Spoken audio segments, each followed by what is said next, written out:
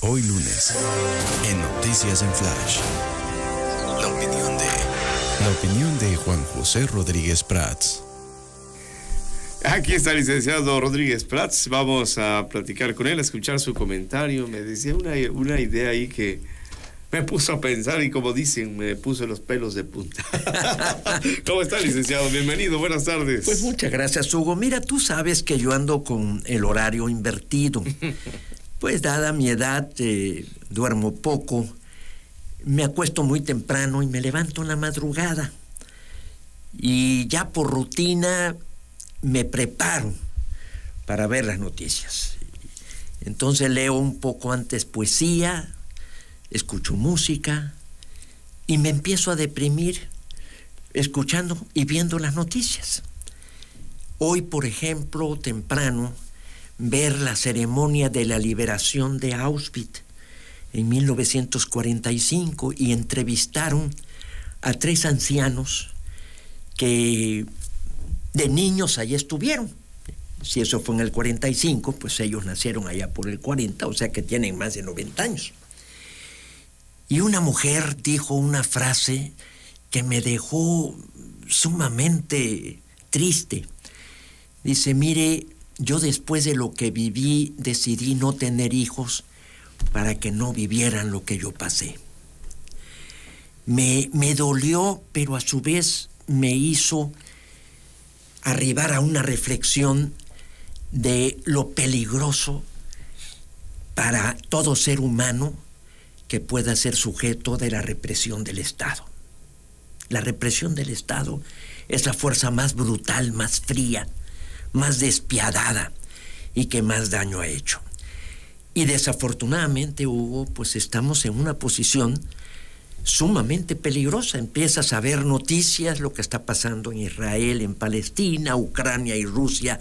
No se vislumbra una solución, pero sobre todo el asunto de Donald Trump. Verdaderamente, todo lo que aprendí en política, todo lo que yo concebía como una forma humana de conducir el poder, pues este hombre reta todo lo acumulado. Y sobre todo en mi formación como abogado. Yo adoro mi profesión, adoro el estudio del derecho, a eso me dediqué. No litigué porque afortunadamente la carrera de Derecho te permite realizarte en muchos escenarios. Pero este hombre está retando. Hay un artículo hoy de Jesús Silva Gerso que lo titula El emperador de la conmoción y describe cómo está contradiciéndose, cómo está amenazando. O sea, verdaderamente estamos en un punto de una gran peligrosidad. Y aquí también veo a la presidenta de México convocar a la unidad. Y me parece que es correcto por la situación que estamos viviendo en relación con la relación con Estados Unidos, pero no puedo concebir que nos convoque a la unidad, pero a su vez continúe destruyendo instituciones. Los órganos autónomos los desapareció mediante reformas jurídicas. A la Comisión Nacional de Derechos Humanos se designó de titular a Rosario Piedra, se ratificó después de que fue la peor evaluada y no existe la Comisión de Derechos Humanos. Hoy definitivamente todo el mundo la ve como un órgano inútil. El INE, pues preside Guadalupe Tadei, que también está totalmente entregada y sumisa.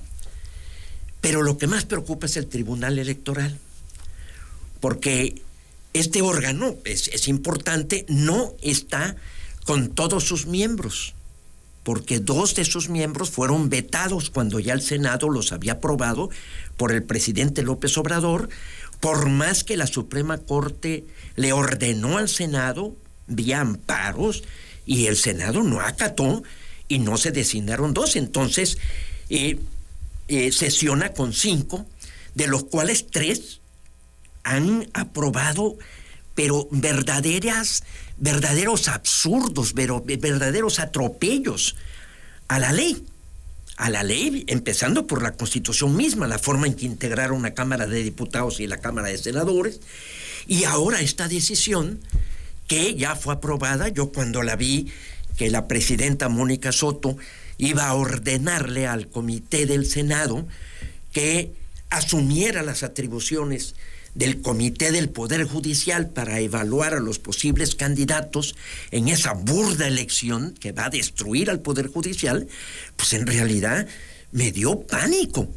Y todavía más que sale Claudia Sheinbaum y dice hoy temprano: me parece muy bien que en el Tribunal Electoral diga, bueno, si la Corte dice no puede, que el Legislativo y el Ejecutivo lo hagan, que permite que se salvaguarden los derechos de las personas que se inscribieron en el Poder Judicial y que después no tengan un pretexto para decir que la elección no fue correcta o que tuvo algún problema. Entonces la Corte nuevamente quiere impedir la elección, pero esta se va a llevar a cabo.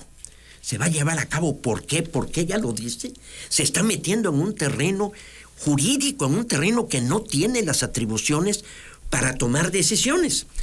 O sea, estamos viendo una crisis constitucional muy profunda. Yo no recuerdo una situación así, en donde por una parte el Poder Legislativo y el Poder Ejecutivo están queriendo hundir al Poder Judicial, y por otra parte está la Suprema Corte de Justicia con la Constitución en la mano defendiéndose. Esos son los contrincantes. Entonces, ¿quién va a ganar? Yo espero, confío, concibo alguna esperanza de que pueda el juez de distrito venir a amparos y echar abajo esa absurda reforma de que se elijan los jueces, magistrados y ministros. En este escenario, ¿qué hacer, Hugo? ¿Qué debe hacer uno en lo personal? Yo creo que uno tiene la obligación como ciudadano de señalar las contradicciones, las incongruencias, la mentira. Incongruencias, por ejemplo, la impunidad es la incongruencia de la ley. O sea, cuando algo queda impune, pues es la incongruencia de la ley. La ley está señalando un delito, señalando un castigo, y si no se cumple, pues es incongruencia. Y aquí escribe Goethe, tú sabes que las citas me encantan y que ya es lo que hago a mi edad, una definición que habla de significativas asperezas. O sea, cuando uno siente este tipo de eventos. Y dice: al pasar por la vida recibimos golpes de unas verdades que nos dejan magullados, lo que nos mantiene en forma y en actitud rebelde. ¿Qué significa ser rebelde? Ser rebelde es diferente a ser revolucionario. El revolucionario se involucra en un movimiento. Ser rebelde es una virtud personal, individual. Un rebelde es alguien que decide no someterse a algo que nos parece que está equivocado. Y hay un libro que yo recomiendo mucho su lectura, es un libro precioso de la inmensa producción que tuvo Albert Camus, que fue premio Nobel, que se llama El hombre rebelde, y lo define en las primeras palabras. Dice Albert Camus: ¿qué es un hombre rebelde? Un hombre que dice que no, pero si se niega, no renuncia. Es además un hombre que dice que sí desde su primer movimiento. Un esclavo que ha recibido órdenes durante toda su vida, juzga de pronto inaceptable una nueva orden. ¿Cuál es el contenido de ese no? Significa, por ejemplo, las cosas han durado demasiado. Hasta ahora sí, en adelante no. Vas demasiado lejos y también hay un límite que no pasaráis. En suma, ese no afirma la existencia de una frontera. Es famoso, por ejemplo, la rebeldía de Emilio Solá, sin conocer a un judío que estaba juzgado injustamente, Dreyfus, y protesta y escribe el famoso Yo acuso, que es para muchos algo así como el manifiesto de los intelectuales. O también, por ejemplo, Rosa Parks, en 1955, cuando se niega a levantarse porque un joven blanco le pedía lugar y que se fuera atrás, y dice no. Y ahí Martin Luther King encabeza un movimiento de resistencia civil. Creo que ya en alguna ocasión aquí lo he mencionado. Y aquí quiero detenerme en un personaje que ha venido a tener una gran actualidad, Dieter Bonhoeffer. Este es un evangelista pastor que se involucró en la resistencia contra Hitler. Fue ejecutado en 1945, pero escribió una serie de cartas, resistencias y utopías. Se llama Resistencia y Sumisión, y se le reconoce como el teórico de la estupidez. Y él habla de que la estupidez es cuando te bloqueas, cuando no ves la realidad. Entonces, el hombre rebelde, el hombre que decide no someterse, no ser cómplice, no marginarse, no conformarse. Por eso me encantó, y con esa generosidad que tú has tenido conmigo, de que siempre me dejas explayarme, pues te diría que es lo que dijo esta mujer, que es espléndido y que es un llamado a este gobernante Donald Trump, cuando le dice la obispa, porque es la liturgia anglicana, ahí en Washington, y le dice a Donald Trump, muchos lo vieron en la televisión, pero hay que repetirlo: millones han puesto la confianza en ti, y como dices que tú has sentido la mano de la providencia, de un Dios que ama, así como lo dijiste y como lo recibiste, yo te pido en nombre de nuestro Dios que tengas piedad con la gente de nuestro país, que ahora tienen miedo, la gente que recoge nuestros cultivos y limpian nuestros edificios y oficinas, que trabajan en granjas y empacadoras de carne, quienes lavan los platos de los restaurantes donde comemos y trabajan en turno de noche en los hospitales. Pueda que no sean ciudadanos o que no tengan la documentación adecuada, pero la gran mayoría de nuestros inmigrantes no son criminales, pagan impuestos y son buenos vecinos, son miembros fieles de nuestra iglesia, así que tenga piedad, señor presidente, que en nuestras comunidades tienen hijos que temen que se lleven a sus padres. Nuestro Dios nos enseña que debemos tener misericordia con el extranjero, porque todos algún día fuimos extranjeros en esta tierra. Esta obispa Marianne Edgar Bude reclama y dice a un periodista: ¿cómo es posible que no se levanten más voces de protesta frente a lo que estamos viendo?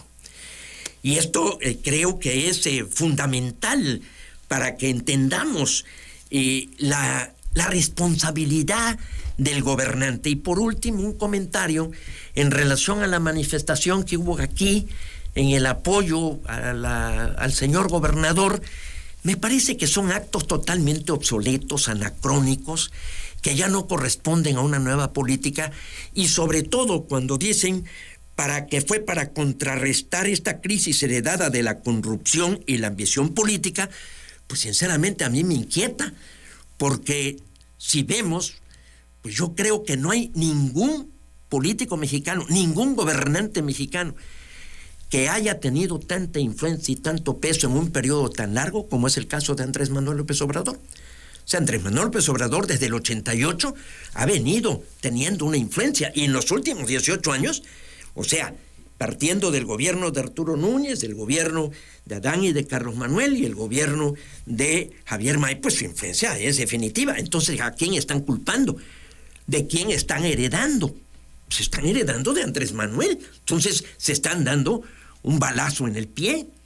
Y me parece que eso implica gastos, hablan de austeridad, hablan de una serie de cosas que yo no entiendo, porque si no hay un buen diagnóstico de la realidad, no se puede hacer un buen gobierno. Creo que en el gobierno, tanto de la República como el gobierno del Estado, me parece que no están previendo. Esto de estar viendo hacia atrás me llama como la mujer de Lot, que se quedó hecha arena de tanto ver para atrás. San Pablo decía una frase, que cuando alguien pone la mano en el arado y voltea hacia atrás, no sirve para cultivar la tierra. Hay que ver hacia adelante en lo que debe ser la responsabilidad más importante de un gobierno, que dice, y es simplemente el deber y la tarea, la primera obligación pública es evitar el sufrimiento extremo, dice algún pensador. ¿Cuál es el sufrimiento extremo? La tortura, la angustia, el miedo, el hambre, la marginación, el no encontrar a tus seres queridos. Entonces procuremos, que ahí están las tareas. Discúlpame, creo que no me excedí, y así que todavía daremos tiempo a tus preguntas. No, ya nos tenemos que ir a la pausa, pero por supuesto siempre es nutrido el comentario de cada lunes. Pues son los temas de la agenda, licenciado. Nos veremos aquí entonces la próxima semana. Pues muchas gracias. Yo traía todavía, y esto lo dejo para la segunda vuelta. La segunda entrega. Pero me dejaste. Bueno, esta lucha de poderes hay que ponerle la lupa, porque eso nos va a fijar muchísimo hacia las próximas décadas y las próximas generaciones.